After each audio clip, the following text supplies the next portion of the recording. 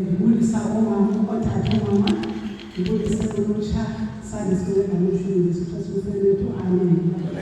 Indawo yabhidisa, ngokuvanga luthi ngqondo, ayondawo yokuqala, ayiqheleki, kodwa iyahambeka. Kodwa kuyafuneka umntwana kaThixo abe khona azonika ubungqina, azokwakha abantu abasadinga ukwakhiwa, azonika imfundiso. Sisiwe okubalulekileyo uThixo ngokuthanda, ndatholwa ndiyinkiniki, ndatholwa ndingumuntu, ndisenza ngokobuntu, ndenziwa umntwana, not umntwana nje, umntwana kaThixo. Ndingumntu ke adiyazi othanda i-peace, I like quietness. Okay. Uzole. Andithandi indawo enesiphithiphithi nesiyaliyana. Amen. uThixo wandinceda, ndandiphuma nesisiphithiphithi, wandiqoqoshela kuye, wandenza ndangumntu othanda indawo ezithile. Ndimkhonza uThixo ngokuzulu, ngoba andikwazi ukuphinde kuye emva eliphupha. Ndakhutshwa eliphupha, ndasiwa eKhanani. Kodwa izwi lenkosi lithi sendiseKhanani, ndifikile kodwa ndingakwenzi ebendikwenza eliphupha. Alishumayeli. Amen. Azisalenda. Mandithi njengoba ndiseKhanani, naseKhanani ndingayenzi okwenziwa eKhanani, kodwa ndibambe imithetho. Uthi mandihambe ngemithetho ayibekileyo sesikalapha eKhanani. Yingako ndinonelele ngendlela endihamba ngayo. Kuthiwa mandizothetha apha, ndizokhululeka abantu. Andiyazi English iphiliphithi, ndingabantu abatsha, ngoba ngosisebekadala bazalwane ndicela niphuze kwabelana. Ngoba ikhona into endikhale uyenza, njengoba ndifuna ukuduka. Ndicela iklarineti. Qhubeka sisi. Okay. Andazi maqala kodwa okanye ngalo komama ngadiphuza ngala ngalo kodwa ndabona abakhona phakathi kwethu. Kodwa babamlo ndicela ukwenza into. Njengoba ndizothetha apha ngabantu abatsha, ndicela umntu omtsha nomntu omtsha okhona apha phakathi kwethu athathe isitulo sakhe apha phambili. Ngoba ndizothetha nabantu abatsha. Ndenzela into yobana njengoba ndizothetha nabantu abatsha, ndinijonge kakuhle nami ndijonge. Andifuni umane ndijonga ngoba hayi ingathi ngumani, ingathi ngumntu omtsha. Ndicela izitulo zenu zizapha phambili ngoshikwindlalelele. Nize apha. Yes. Incancisa kaJehova. Umuntu omtsha phambili. Apha nje phambi komama. Apha nje phambi komama bazushiya abanini abaniziphambili. Umuntu omtsha athatha isitulo nesitulo asondele phambili. Ewe. Ngoba kuthiwa mathethe nabantu abatsha.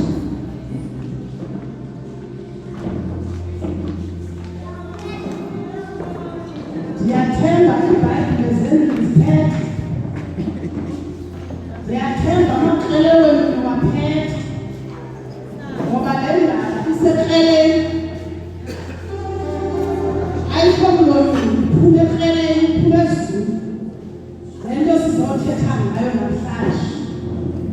Sizobonisana ningabixhala, hayi sizobonisana, hayi kanye. Hayi kanye. Bani ngiyasonda lapha. Ufuna ukunibona kamuhle. Ukwenza into yokubana xa uthe wephuka, ndithi wawukhona ngaleli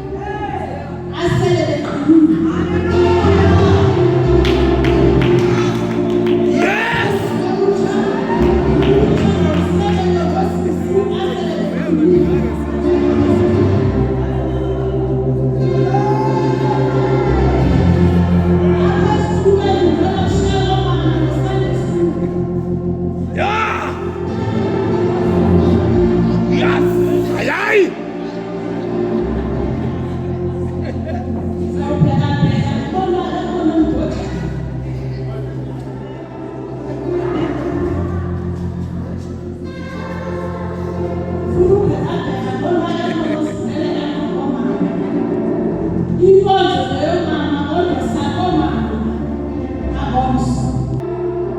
Ndiyathemba umuntu nayo uxele. Siyayexele nje kaninzi, phela nje umzuzwana ngoba le nto ndizoyithetha. Yeah. Ndifuna iqondakale ukuba ayisuka isuka apha ezulwini. Ngizonibalisela. Let me get 40 minutes. Masenza Matthew chapter 9. Sizizwa yonke. Siyaphaya verse 18. Intokazi eyayinethombe legazi. Intombi ayayiyona. Yeah. Hey. Obhuti abalapha phambili bathi ithetha nosisi kodwa vesi yentokazi. Apha eBhayibhileni Moses xa ufunda uriferishwa kwintombi ngoba kuthethwa nathi. Namhlanje sizothetha ngentokazi eyayinethombe legazi. Kodwa i-mindset yakho mayihlali ngoba sifuna ukulungisa into namhlanje. Intokazi eyayinethombe legazi. Sifuna uqala phezulu. Verse 18. Akubona ukuba uyazithetha ezi zinto kubo. Nako kusiza umphathi waqhuda kuye esithi intombi yakho ibhubhe ngoku. Yiza ubeke isandla sakho phezu kwayo yophila. Wesuka uYesu wamlandela kwanabafundi bakhe. Nako kusiza intokazi ethile eyayinethombe legazi iminyaka 12. Yafika ngasemva yathumisa umqhubelo wengubo yakhe kuba ibisithi ngaphakathi kwayo ukuba ndithe ngathumisa ingubo yakhe nje kodwa ndophiliso. Wajika uYesu wabona wathi, ntombi yam yomelela, ukholo lwakho lumsindisile. Yasindiswa loo ntokazi kwangelo xesha. Kwangelo ibambe ilizwi lifundiwe ngoba ndithi libambeni ngelo upapho ndilapho. Ndizawuqala ke ngoku imfundiso. Kulapho ke ngoku sizomane sinyathela apha ezulu. Ukwenzela ndingathi hey ngasisi wase-Oldton ufike wasixelela into esingayisiyo. Ufike wasolikomelela okulapha kuye phakathi. Nendlela esihamba. Mna ekhaya ndihoyela umntwana oyi-1 osindisiweyo. Kwifemeli kamakhulu wam obenabantwana abayi-9 banabantwana babo. Ndinguyena oyi-1 osindisiweyo. Imfundiso yam ilapha. Njengoba ndiyi-1 ndisindisiwe, ndaya ekhaya. Ndafika ndamxelela umzali ngoba sebeshiyekile umzali wethu sonke. Ndafike ndathi ndicela ukubana ndiphume apha ndibe kweli khaya ngoba ndizamkelele uYesu njengenkosi nomsindisi wempilo yam. Apho ndiyakhona ke zaqala nemfundiso sizayezwini ndingakuphumelela ngezwi. Apho ndiyakhona njengoba silapha singabantu abatsha sisindisiwe, kufuneka sibe nendlela yokuleka lento emakhaya. Ngoba kaloku siphuma emakhayeni apho ungekho mfundiso. Apho uyofumana into abana mnye kabili abatheni abanemakhaya apho kusindisiweyo. Imost yethu siphuma emakhayeni ekuqalwayo. Samuthetha loo nto. Andisho bangaphothi but bahamba kuqala.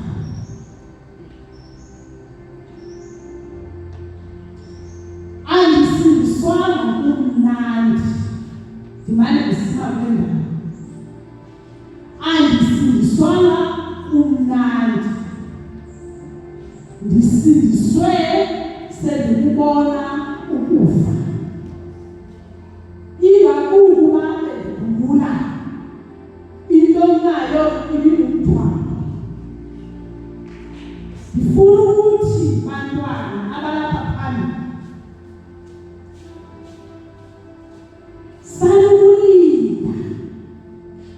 thini belemithwalo mbambeni Yesu thathani ngubo kaYesu nibambelele kuyo i-challenges elidibana nazo ngenxa yoburhulumente osiphetheyo uthi ninamalungelo.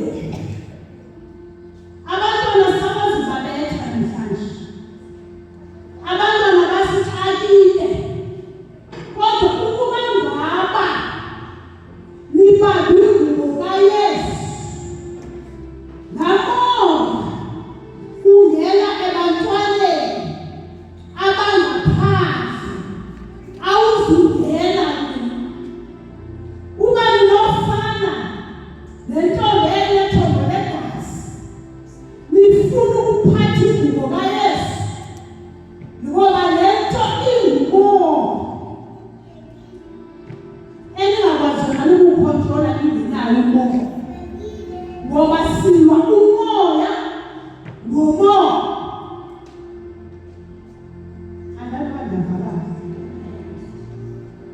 Sukulinda ude ufane nami mna ngasindiswa sengisithi ndiyayibaya lena ndandibaya uthi ndandisiphisi se-depression but the day ngathi ndiyayibaya lena zange ndibe ndiyikeyiphi se-depression ngoba ndithaye owathukuliswa yintombi eyayinethombe legazi wathi andithukulisa nethi wandithukumisa yalo thukumisela ndandifaya so nendlela njengoba ndisithi ayilulanga but iyahamba lento ndithibuni i-challenges enijongene nazo zibuhlungu.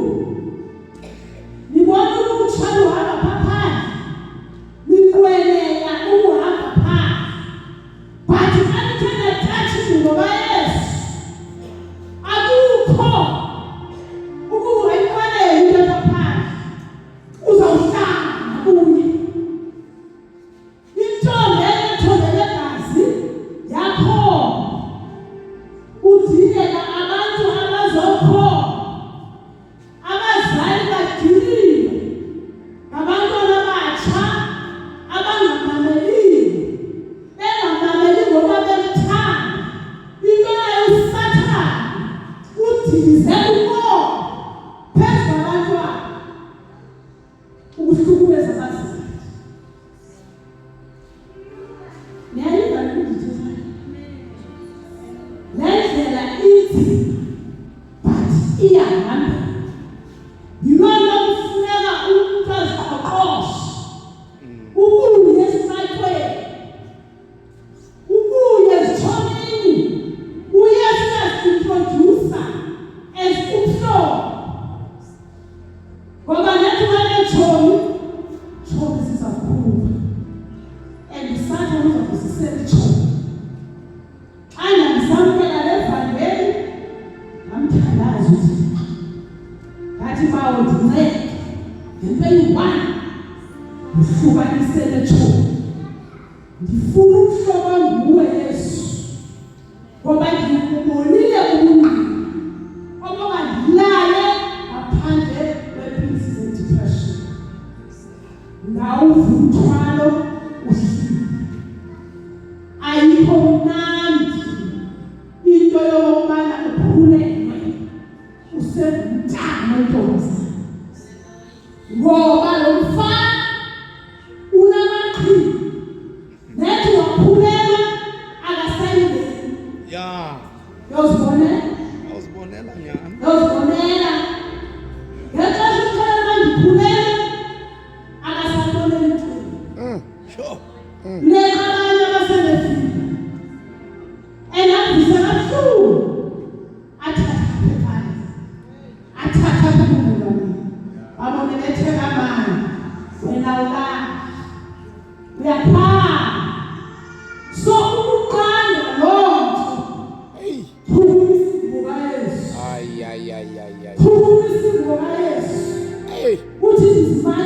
nawe ayifune into ngabe wena uthi nawuzithini kanti na ukuze ngibene chat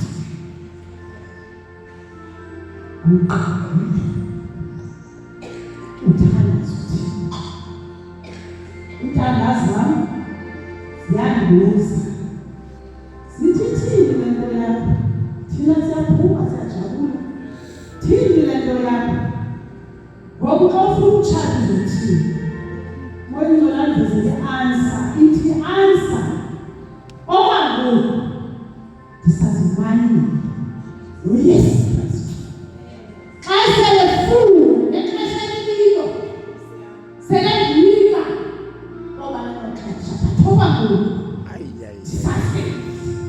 ndisaba ngolele emqubelweni wengubo kayesu ukuba ngandilini kodwa ndihleli kuye akho nto yasihlukanisa naye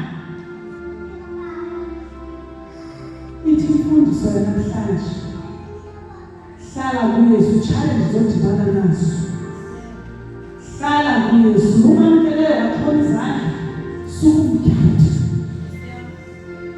sukumdawutha esifundweni zakho sukumdawutha ekhaya ukuba ngumntwana ongathi ufike ngathi mawungamameli uqonde uba hayi ndiyasala kwintanga zam ndilibele ngulo yesu intokazi eyayinethobele ngazi-45 years yafumana ukuphila ngokuthini ngokukhona yabambelele emqubelweni wengubo kayesu le nto ayithethi ngababhinqileyo kuphela ithetha ngani bafana ithetha ngani ngobana ngani niyafana ngoba nithi go through i-challenges zemibonga efiswe ngomibongo ukuzodistroya abantu abatsha ngoba uSathane wazi kakuhle intobana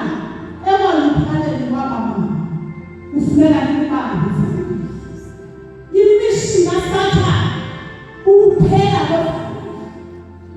yiyo le nto adistroya abantu abatsha ithini ke le nto ithi hlala emthandazo hlala emthandazo uhlale ezweni hlale ufasile sekuthiwa kuDisemba uyaphunywa kuyiwa ngapha nangapha uvala umnyango hlala yinto eyanceda mna ukuba ndikwazi kandinema namhlanje selebekulandela ngamathulu bekulandela nezinto zonke nokuSathane uthumela izinto ezininzi thuba umsindo kayesu uthi zithele nemithwalo ndizawudlula ndiyakwaba abafana namakhulu abanye abafana namakhulu ndiyakwaba sele bengene evangelini belimele abafana nami abangelesele betheni kodwa hayi lokuphela kwantoni obomi ngelaphi uyesu ufike sisaphila izistresi zodada babantwana zingasibulalanga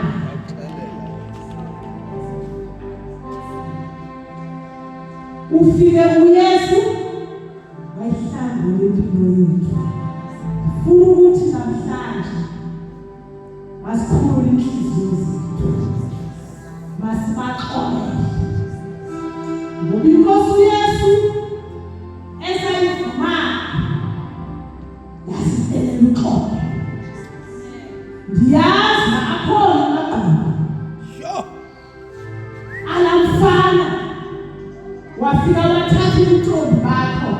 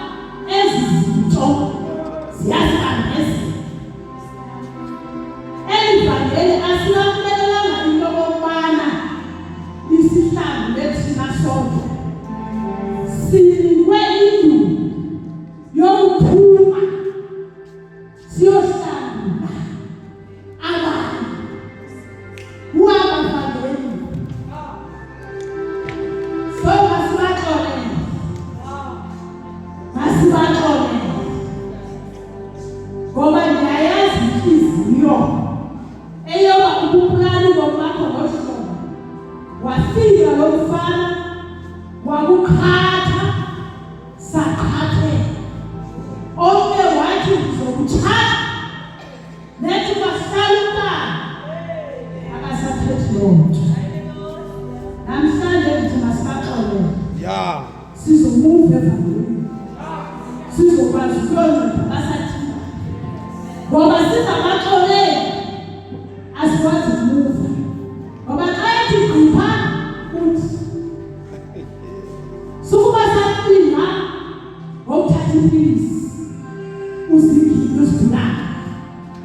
Nanto ndinqandayo kuni nina ningekenzakali ukubana umfana makabe ubrother wakho. Makathi esiza uthi yazi ukuthi mna ndisisiwe. Ndingavuya nawe kuzowuva into ndayifumanayo. Lindani ufike ixesha thina sifeyile ukunini. Kodwa loo nto ayithethi into yobana sisi-failures. Yinto yobana singazi. That is why nathi uba ndingenevangelini ndaqala naguduza. Ewe. Naguduza ngoba ndiyabona into yobana ndizawuphazamiseka and izwi lithi akufunekanga ujolwe. Uthixo akawufuni ujolwe. Ukuba ngaba kukho umuntu owusombonile afana Yebo. akawufuni ujolwe. Ngoba uyayazi ukuba lo mjolo yingxaki ezawufika idistroye okanye idilize umoya wakhe awuphefumeleyo kulo mzimba. Umjolo. Indaba yomjolo ifika itshintshe ingaphakathi kwitempile kaJehova iyatshintsha ngenxa yomjolo. Sakuhalela izinto eningazuzinceda. Nasitsho ndinaxela sesandindigqibile ngokuthiwa ndingekabhofuni. Imishini yam yayibana ndizofunda ndigqibe. Ekhaya ebengekho but bendisithi ngoske ndiyofuna noba si-scholarship. Bathi khange kwenzeke ukuba sisikhulele ezilalini asiyazi izinto ze-scholarship. Kodwa iplan yokuba yayikubana ndizofunda ndigqibe ndiphangele. Ndandasiswanga udibele ipoint ndifunde ndiphangele then ke ngoku ndinganayo i-boyfriend. Ndigqibe ke ngoku ne-boyfriend kuyakuthi nditshate ngoba kaloku ndiphangele. And plan yam yayikubana ndizothenga imoto xa ndiqashwa ngabantwana bam ndizobasa nemoto esikolweni. That was my plan. But kwenzeka into yokubana iiplans zam zophuke endlini. Ndiyenza le mizekelo kwenzela into yobana nibone ukuba ngubani lo unephambili usuka phi. Ingxaki eyayikhona into yokubana ndandingazange ndadibana nezwi endihamba icala. Kodwa nina ndingatsho nasebantwaneni bam endlini ndithi nina ninelakhi eyoba nithi ndisebancinanana nifumane izwi lenyaniso. Nditsho ngaye ndisithi nilunge ngoba izwi lenkosi lithi owona senisazi okasina ningabisaya ngoba wena uzothumikalisa ubani ubani akazi. Kodwa wena uyazana lezwi elithi umjolo uthixo akawufuni. Obanzima kuwe mfundiswe naye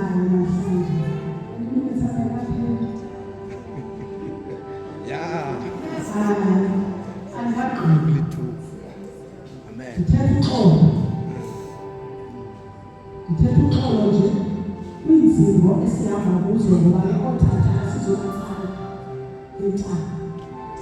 Sithi zayizojata ayi. Ukubana thina sesithethisa sikhulisa abantwana bethu kuzo. Thatha istress usibeke phansi. Uxolele umenze. Uxolele umuntu. Uzokwazi ukukhulisa umntwana. Umkhulisa ngezwi. Ngeke sikwazi ukukhulisa abantwana ngezwi. Sisenengqondo. Sisenenzondo. Yabazali babo. Abanye bade bathi, ngeka ngokwebisi. Athi nanto ndoda. Masingayithethi loo nto ebantwaneni. Uthi nanto inguthatha. I-anger zethu masingazikhupheli ebantwaneni. Masibathandazele abantwana bethu bangafuni kwindawo esidlulile. Masibafundise ngezwi. Yonke le nto yothu sivele iphumelele. Sihlale lukhulu. Sithulise indima Yesu. Sithulise indima Yesu. Namhlanje sizovula amehlo. Imfama ezimbili zaya kuyesu. Zathi zicela ukubona. Namhlanje sizoboniswa. Sizofundiswa indlela yokuphila kuKristu. Andilindelanga nomnye umuntu. Ingakumbi kubuni bantwana abancinci. Ongahambi thina sihambe. Emva kwale mfundiso. Bayeke othoni. Nasebandleni othoni abekho. Uyayazi lokho? Ngoba uthoni wakho nguYesu.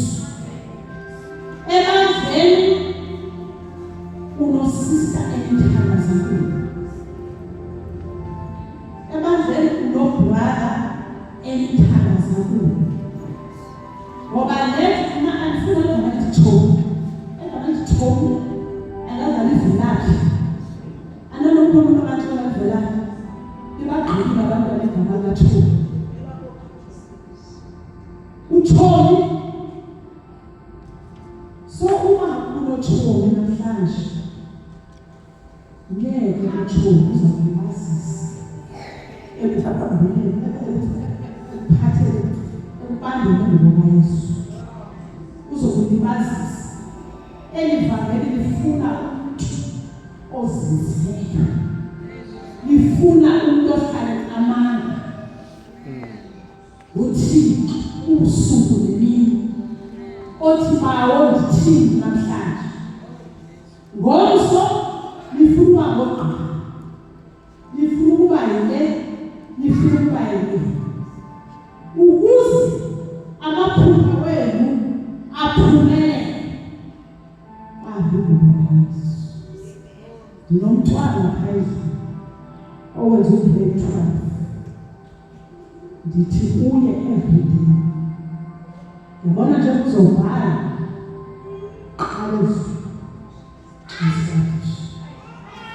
qalezo uthi bawo ndenze ngifune eziqashisi. Uzophuma ne-distinctions ngoba uThixo wethu akalahlwa. UJehova ovula ikhuleko aphendule lokho. Into engafunekile ukugada. Omama abatsha osisi uThixo ngasimntwana. Asibazizise abantwana sesibanikile. Isu. Esakhulu. Ethethile umntwana apha.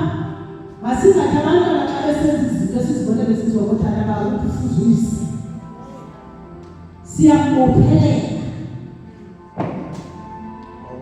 Bathi ke abangakholwayo esemntwana ncinci kuba hayi usewanje fuze akuhle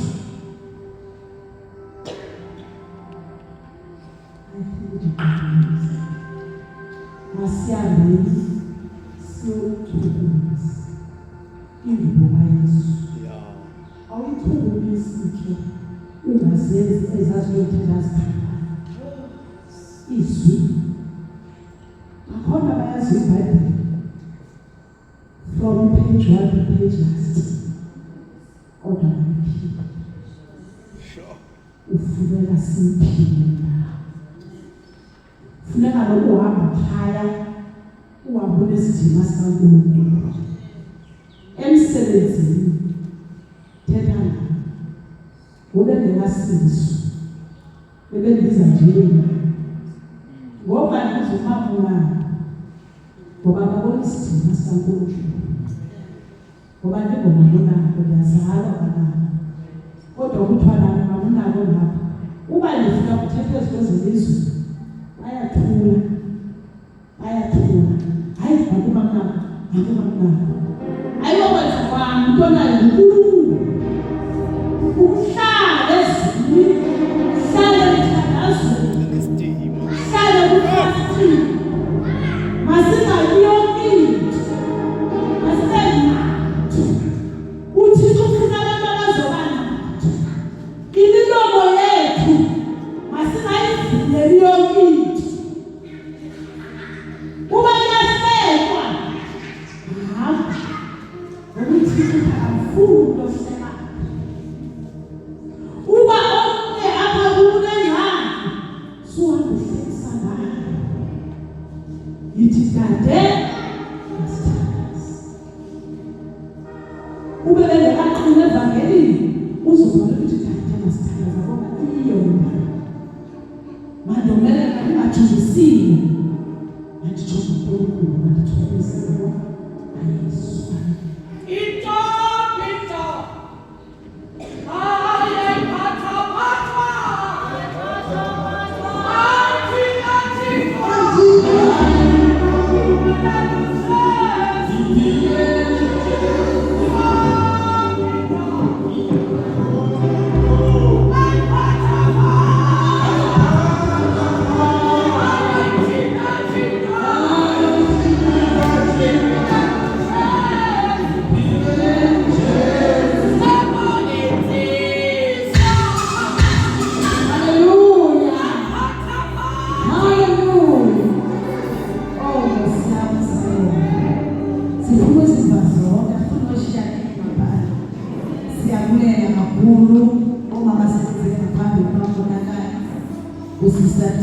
siyabonga sibonga ukuhlenga Thixo bazalwane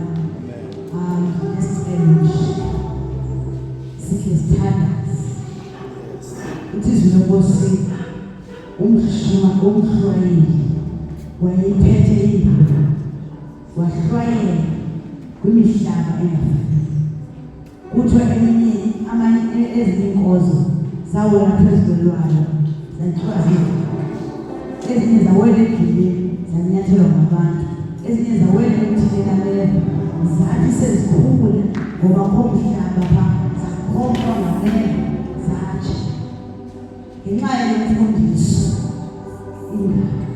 zisuka nguNtombi abazalwane usathana wenze into afuna uyenza kodwa kanela agqileza uThixo wanithoba yabona iphile yosizwa sisithi apha ngenxa yayo nje masithandaze umhlaba ewe kuwo imkhole umuntu imlande noba seyowa ukuthi aphinda kuya khumbula amazwi namhlanje ngoba uyesafa bazalwane nxa yebitterness sizondlela abantwana bekhona abantu abangani nabantwana sengasingabathandaza ngoku sithandaza nabo ukuthi izizwe zixole.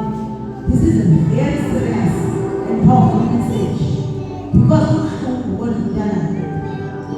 umane usithi mosabazana abantwana bafana omnye uzalukele omnye ukuphakathi average manje sithi abona kuba phasi kwethu phambili baxana neenthelezi ndibe ndisitsho ndathi uzongafunda kananto ofundileyo nje emntaneni wam but xa sitholwe yinkosi ngoku let's pray for abantu abatsha nabazali abaphethe abantwana kodwa just ndithanda kushoka uba ukhristu sizohlala iqabela phambili azizofana Nkosi Yesu ngathi njalo. ngoba according to those kind of bazalwane Around 8.